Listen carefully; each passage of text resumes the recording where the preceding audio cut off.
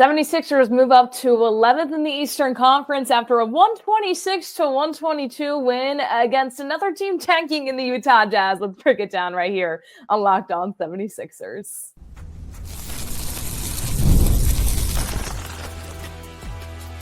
You are Locked On 76ers, your daily Philadelphia 76ers podcast, part of the Locked On Podcast Network, your team every day. Welcome into Locked On 76ers. We're your host, Keith Pompey, 76ers beat writer. I'm Kayla Santiago, sideline reporter for the Delaware Blue Coats, the Philadelphia 76ers NBA G League affiliate. And today's episode is brought to you by FanDuel. Right now, new customers can get $200 in bonus bets when you list your first $5 bet, and if it wins. If you're watching us on YouTube, make sure you like, comment, subscribe, in addition to wherever you listen to podcasts. And you can also catch us on our free daily newsletter on LockedOnDaily.com. 76ers come out on top 126-122. A crazy game out there with two pretty depleted teams here, Keith. Yeah, it was a crazy game. I mean, it just really was. I mean, here's the thing. So you talk about I'm looking at the game, right? Yeah. So I'm like saying to myself, is the Utah Jazz head coach here? I don't see him. Like, where is he? Like, you're literally looking and you're seeing assistants standing up. And then all of a sudden you're like, oh my God, that's him. He's not saying anything. He's basically just has his, like the way I'm like this, he was like that for like a long period of time during stretches. And then like finally when like one of his players would get knocked around and the ref wouldn't call a foul, then he would get up and walk around. And so you're looking at it like, yo, the tank is real. Because he's a really good coach, right? And then it was like the beginning of the game, it was like belt to butt. I won't say what, belt to A, but it was belt to butt against the 76ers, right? And you're looking at it, you're like, whoa, this ain't the way the Sixers expected it to go. And then there's like substitutions, and he takes guys out. And then the Sixers go on a run. But here's the thing. It was an exhibition. It looked like there were split squads. It was kind of like this game was the equivalent of when you go to spring training and the next thing you know, you go to a match and it's like a split squad game. That's what it was like for both teams because the 76ers were out the big three. They missed 6 players in total. This other team was playing without 8 players. And when you looked at it, only one of the players who played was a regular starter. And they had some like bench players playing and they played well. But I'm talking about like if everyone was healthy, only one of them would have been a starter, right? And it was Kayla. It was bad. It was bad. And the Sixers won. And I don't know if they're fortunate for winning or not, but it was like, I'll tell you what, the Utah Jazz did everything possible not to win the game. They came back at the end, but believe me, they had it set up to where you knew they weren't going to win the game. They're truly trying to take it. It's funny because, we're watching, analyzing the game, and as we're trying to give updates on social media, you see some fans out there saying, what are they doing? Why are they winning this game? Why are they trying in this game? This is supposed to be the quote-unquote tank bowl, people are calling it, and it's not working out for the Philadelphia 76ers. So people are now upset that they're playing essentially and coming back after that tough first quarter, and then they go on that run, and then they end up winning the game at the end there. But it's so crazy when you look at it, too, because this is an NBA basketball game we're talking about, and you're talking about two teams that, on the other side for the 76ers, you look at some players like Yabu, we knew coming in, the minutes looking at it that Nick Nurse talked about, he only had 12 minutes. Andre Drummond had 10 minutes of playing out there. It was all the other guys that were able to do things. Lonnie Walker was his first career double-double. Adem Bona going out there, having a big game, a double-double as well. So, Keith, you're looking at people now that are saying, why are the 76ers all of a sudden winning? Not only that, they move up into 11th place. So, really that 10th spot is still there, and it's something we've been alluding to really throughout this point of the season too. Yeah, I don't know if they'll get it. I mean, maybe they could, but I from what I saw yesterday at the game, I don't think they'll get it. I just don't. I mean, it's just like that reminded me of when the first 3 years of covering the process. Like literally, that's what it looked like, and I just don't see it. And we're talking about a team, the Chicago Bulls team, that the last time the Bulls came here, it was belt to butt. It was belt to butt, right? It was that, dismantling. So, I don't know. The Brooklyn Nets, belt to butt. So the 76ers look like a team where, and I'll be honest with you, like, Lonnie Walker, that was a big takeaway from it, the way he performed. The only thing is you want to give everything a little bit of pause. The only reason why you want to give it pause is because, Lonnie Walker already played 6 seasons in the NBA. He played against what was the equivalent of a G League team. Nothing against G League, but we're talking about he was a 6-year NBA vet, right? So you look at that, Adem Bona played phenomenal game. He had career highs and everything. Career high 14 points, career high 14 rebounds, a career high 5 blocks, a career high 7 offensive boards. Yeah. But again, it was the equivalent of the Blue Quote's best players essentially playing against the Utah Jazz G League team. So while it's great to say these guys had nice marks, would you have done that against the real Utah Jazz, if that makes sense? No. And the funny thing too, when, people talk about why are they winning and trying to maybe get into the play-in versus not getting into the play-in, you're talking about guys that want to go out there, as you just perfectly alluded to. If you're playing a real Utah Jazz team or a real NBA team that's together, those guys probably aren't getting that much production. Now, granted, at the same time, the 76ers are depleted in their team as a whole. So, yes, guys are starting to get more minutes, more playing time and things like that. But you're not seeing a Lonnie Walker double-double every night or an Adem Bona double-double every night. It's no disrespect to those guys. It's just the fact of the matter that you played a very, very depleted Utah Jazz team, and the tanking era for them is alive and well. We saw it last night. That first quarter, though, what were you thinking there, Keith? I'm going to go back to that because you're at the game, you're covering it and everything in between. What was the atmosphere like there when the 76ers were down in that first quarter? And then, of course, they end up coming back and winning the game and have a big run after that. I mean, they went on, because they went on a really big run. Like, I think at one point they were on a 32-8 run at one particular point. But, I mean, I have to say it, that was not an NBA game. No. It was an NBA game in name only, but that's what the atmosphere was like. It was kind of like people were like, wow, I'm here. Like, the main attraction for some people was Rob Bass was singing, the old school rapper was singing during the halftime show. Seriously. Hey, there you go. And but outside of that, there wasn't a lot of people there. It was kind of dead a little bit. Of course, when the 76ers came back, there was some excitement, but a lot of people towards the end were saying to me, like, yo, Keith, what was it like when they were tanking? Was it like this? You know what I mean? And it just wasn't, it just wasn't a good atmosphere. Like, a prime example, I got a buddy who he was like, yeah, I came because I couldn't get rid of my tickets. I was trying to get rid of them. I was like, well, if you were trying to get rid of them, why didn't you just stay at home? Like, you didn't have to come. I had nothing else to do. And I was like, but you can't get rid of tickets? He says, no. And he's a season ticket holder sitting in the lower bowl. He wasn't asking anyone to buy them. He just wanted to give them away, and people didn't want to go.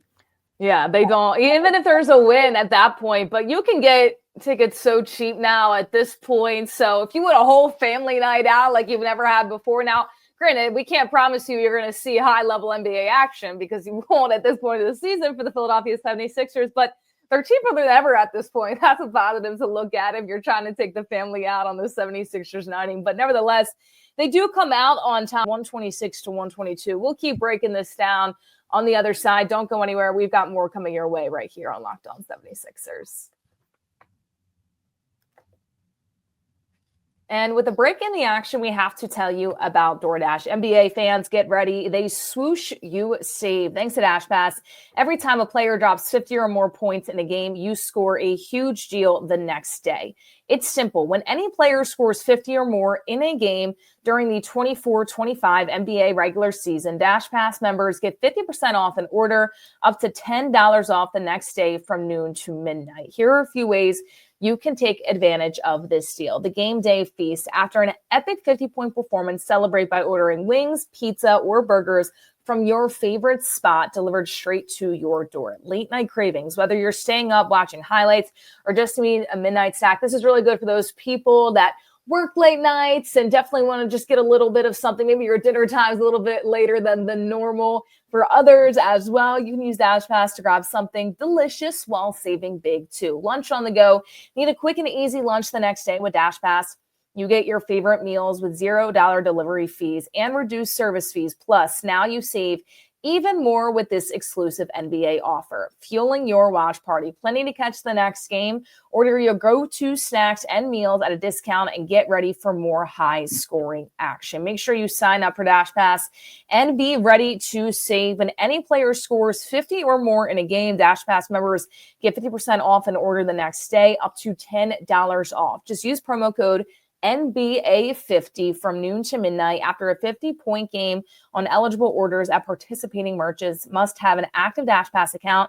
Terms do apply. Make sure you visit DoorDash to learn more. Once again, make sure you go check that out today. I love using this feature, especially for people like us who work late and maybe get home a little bit later. Can just get Dash Pass really quick, and it's really easy. Once again, use that code NBA50 and make sure you go check it out today.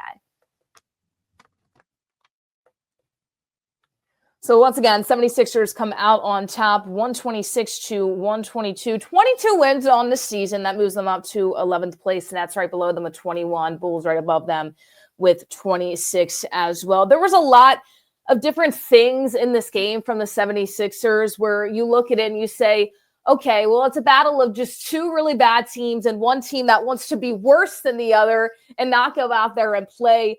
We alluded to already Adem Bona having that big-time game. He had 5 blocks on the night, a career high in offensive boards as well. Quentin Grimes, Keith, once again, just going out there and performing. And once again, I know you can't look at this and say that, oh, you know, he's a big-time player. He's going to have big-time moments. But I do feel that Quentin Grimes is somebody, when you look at maybe the future a little bit of the 76ers, or just a player that you were able to get from that trade as well. 25 points, 6 assists there. Another good night for him as well for this Philadelphia 76ers team. I've been really liking how he's been playing. That's a positive note for me for the Philadelphia 76ers at this point of the year.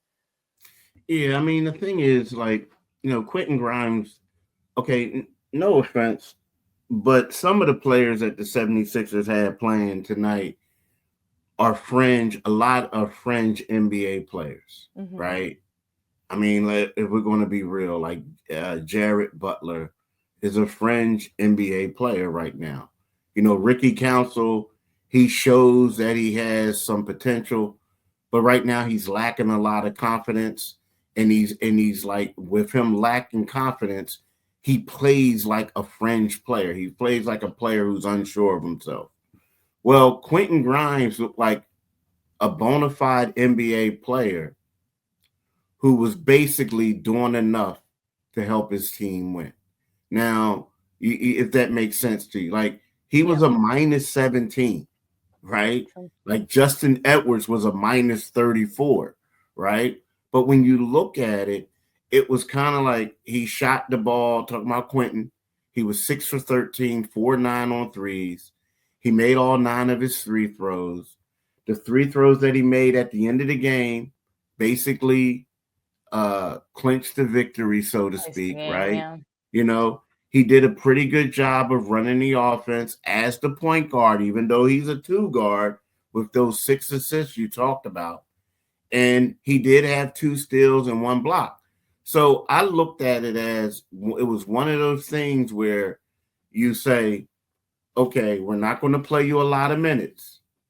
We got a game tomorrow. We're going to play like the reserves. But when you do come in, we're not looking for you to provide a lot of scoring and everything. We want you to run the offense. And that's basically what he did. So yeah, he to me he had a pretty good game. I don't like the plus minus, but at the same time, I felt like he played a really good game. Yeah, that's a good point you bring up too, because when you look at that plus minus down the board, it doesn't look too good for the 76ers. Everybody that starting lineup was minus something when you look at it. Yabu, I mean, he played 12 minutes there. Edwards minus 34, Drummond minus 10. Now, granted, once again, he only played 10 minutes. You look at the pluses on the other side. Adem, Bona plus 22 in 32 minutes. Alex Reese a plus 29 in 15 minutes as well. And Jared Butler, somebody too, who we saw a little bit of flair at the end of that game, plus 16 in 29 minutes. He had 15 points alongside 9 assists. And, Keith, it's interesting because Jared Butler is an interesting case to me when you look at it, because he's somebody that clearly they had on the 2A for a moment, and then they signed him to that standard deal. And you're kind of looking at other guys on the team like, okay, Justin Edwards got that. Jeff Doughton's been there a little bit. Jared Butler getting it over him. In terms of what he's been able to do, how would you analyze maybe his performance from a night ago? Because I look at it, and once again, it was one of those things where he was able to perform and do well against a really, really bad team. But he's somebody that is trying to do what he can to live up to earning that standard deal, because he was once on a 2A for just a bit of time with this team. Yeah, I don't want to be, I don't know. Like, here's the deal. Like, I need to see a performance like that against a bona fide NBA roster, right? Yeah. It was a good step in the right direction. The one thing that I will say is that he did a better job of running the pick and roll, right? He had the 15 points, he had 9 assists. He did a solid job. But when we go back and we look and if you gotta, like, if you got to be honest with yourself, and you give him a legitimate evaluation, you have to say you weren't doing that against Colin Sexton. You weren't doing that against, the starters of that team. You were going up against Isaiah Collier, other young guys. You know what I'm saying? Like, So to me, although he had 15 and 9, and he did a better job against the pick and roll, it's kind of like, okay, we already know that you were a standout G League player when you was a 2-way player. Yeah. Show us what you can do, against legitimate NBAers. Yeah, and for him, I mean, we didn't see that last night because, once again, the Jazz were a team that was going out there and playing a preseason game, the first of ever preseason game. Even maybe how the Sixers kind of had that blue-white scrimmage too in the summer. It was a little bit of that possibly too, what we saw last night there, Keith, because it wasn't a real NBA game. I felt like we were in the preseason or in summer just getting ready, getting people hyped up and excited about the young new guys. But this is kind of towards the middle/end of the NBA season is what we saw last night. Yeah, and let's be real. Like, the Jazz, they came back. Like, they had they came back and they hit a couple big threes, and then they tried to blow it at the end by trying to get a win, right? Blow it at the end, winning. And the Sixers, like, blew it by winning. But outside of that, it's like that was a team who played hard, but they weren't trying to win. You know what it was? This was the whole game. The Sixers were sleeping in the beginning, and then all of a sudden the Jazz fell asleep in the middle part, and then at the end the Sixers fell right back asleep, and then the Jazz came back, but they couldn't close the deal. So, yeah, I mean, don't get me wrong. What he did was 15 and 9. I'm not going to knock him for that. And it showed a little progression, but more so than anything, I think is a confidence build. Look at it, but again, like, I would love to see that against the Boston Celtics. I would have loved to see that against the Minnesota, Timberwolves. I would love to see that tonight against the Atlanta Hawks. You know what I mean? Like, now if you do that, then I'm like, okay, player, I see you. But last night against that team, Nah, bro. Nah, sis. Just for fun for Jared Butler, right? Just for fun, when you're looking at it. I don't expect to see it against the Hawks, but hey, you never know as well. We're going to continue to break down some of the players in this game a little bit, a short look into tonight as well when we come back right here on Locked On 76ers.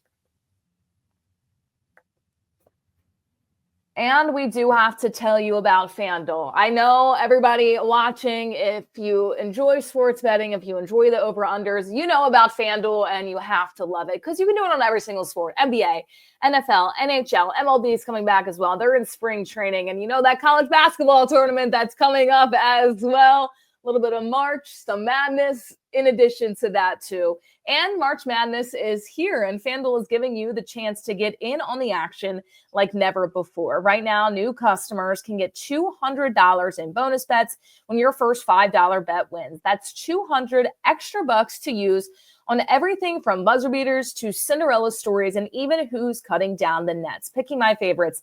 I've got my eye on a few underdogs this year, and FanDuel makes it easy to get them back with the spreads, totals, and game props. Staying in the action with tournament games happening almost every day, there's always something exciting to bet on. People, I know that you want to every single day lock in those bets, especially when all these games come around and these tournaments start to get over and we go to the actual tournament. Well, it's right here, so get ready for the action. Easy and fast. The FanDuel app is as simple to use. And when I win, I get paid instantly. There's no waiting around. So visit FanDuel.com and get in the college hoops action. Get onto the college hoops action as well, as it is right here, right now. These tournaments are starting to wrap up.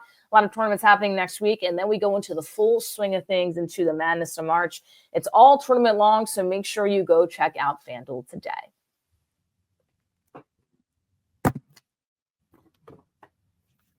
Keith, you alluded to confidence on the other side with Jared Butler, and I want to bring up a player that we've talked about a little bit earlier on in Ricky Council, and somebody whose confidence has been up and down. He had 8 points. It was a plus 21 in 21 minutes, 3 for 7 from the field, 2 for 5 from 3, and he was on assignment to the Blue Coats the other day by the Philadelphia 76ers. He had a big game. He had 40 points. Nick Nurse was in attendance. I had a chance to ask him too, just, hey, what does this mean for Ricky? And, Nurse talked about when they did it back in January, and how was it important for him to get those reps to kind of get into that game shape. You've covered the Sixers, a ton of players for a really long time. What does it take for a player like Ricky to kind of get that confidence back? Because we saw it in the G a few days ago, but he struggled a little bit, especially as of late with this Sixers team, where there's a chance for him to kind of shine in moments like these when you play a depleted Jazz team, or you play a team that you kind of have a ton of bench players, right? Where he misses his shot, he grabs the rebound, but instead of going back up, he tries to do a nice no-look pass, and is a turnover. A couple other times he does some things in the turnover. I think he just needs to stop thinking and play, because earlier in the season, Nick was right. He was in the same situation, and he was a benefit. Him and KJ Martin, people forget, it was him and KJ Martin were extremely key, solid pieces off the bench. They just brought that energy. And then all of a sudden, it's he's missing shots. He's not being as aggressive. It seems like he's trying to focus more on not making mistakes as opposed to playing. So to me, he just needs to go out there and do what he did to get to this point, seriously. But I also do think that part of the problem is his minutes has been reduced. Yeah. He's looking at it you know what? I'm a guy who's on year to year, my contract is non-guaranteed. If they're bringing in new players, and if I don't produce, I could possibly be out of the NBA, right? So he's probably looking at it that way. But at the same time, he just has to go out there and play and do what he does and just be aggressive. That's it. Just play loose a little bit, especially with the team that has lacked energy at certain points of the season, has had a really tough season overall. They need that at times. And when you look at it too, I don't want to say the downfall, but when you look at the reduction of what he's been able to do, some of it happens when Justin Edwards was starting to play well, and Justin Edwards gets that deal and everything in between. But Ricky has that energy boost. He has a ton of energy. He can get up in the air. So would really like to see him play a little bit looser, because he was once again brought down on assignment to the Blue Coats a few days ago, had 40 points in front of Nick Nurse, who was in the building at Chase Fieldhouse. So interesting there in terms of when we talked about Jared Butler, gives him the confidence in that game. We'll see if he can carry it on, as Ricky Council's still trying to build that right now from this standpoint. So the 76ers play a team that's not going to be a scrimmage coming up in the Atlanta Hawks here tonight. Keith, for me, I want to see a little bit of what we were able to see a night ago. Lonnie Walker, Adem, Bona stepping up. Don't know if we know the status right now of Tyrese Maxey, Paul George. He's a little bit. He's questionable. George okay, is there out. we go. George isn't playing. Done. Yeah, George is done. Playing. I don't even think he's going to make the trip. He's done. Kyle Lowry's not playing. Yeah. Maxey, just to give you an update, Maxey did on yesterday, he did some on-court work. And he's questionable. I'll be shocked if he plays, though, to be honest with you. I just be shocked. Maybe give him another couple of days and see if what he can do against Toronto if you want to bring him back. Yeah, because when you look at the Sixers schedule, of course, they have a game tonight showing that back-to-back here, then Tuesday off in terms of gameplay, and then you're back on the road against Toronto. That's the Raptors on Wednesday, and then you have another day of games off, and then you have a game on Friday back at home in the Wells Fargo Center. So I want to see a little bit more of the same of what we saw last night, except this time against a Hawks team that's not going to try to purposely lose like the Utah Jazz. Keith, what do you want to see from this team before we send things off in this game? Because we could be looking at two different 76ers or the same 76ers team, honestly, at that point. It's hard to say what I want. I mean, because, right now I'm looking at this team and, okay, first of all, if we're going to be real, without the big three playing, this team has no identity. Yeah. None. I mean, so when you say you want to see something, it's kind of like, what you want to see? You want to see them bring energy. You want to see all that other stuff. But at the same time, it's like when the going gets rough, it looks like they quit a lot too, right? So you want them to keep battling. But to me, it's kind of like, moving forward, not just against Atlanta, I need to see some identity. Like, prime example, there were 3 games where Quentin Grimes was like the guy. Yep. He was the man. Then there was other games where he was like taking a back seat. And when you look at it, there's really no rhyme or reason for who gets shots. Like, okay, last night or tomorrow or tonight should be a night that Kelly Oubre becomes an aggressive scorer that takes over. But when the big three when they don't play, you don't know who's going to do anything. So we need to get some more consistency, and maybe try to get Kelly Oubre involved. Like, what they should do is the big three right now. If Maxey doesn't play, the guys who have to do the work have to be Yabu, it has to be Grimes, and it has to be Kelly. And Drummond has to be this great role player for you. That's what I want to see. I need to see that.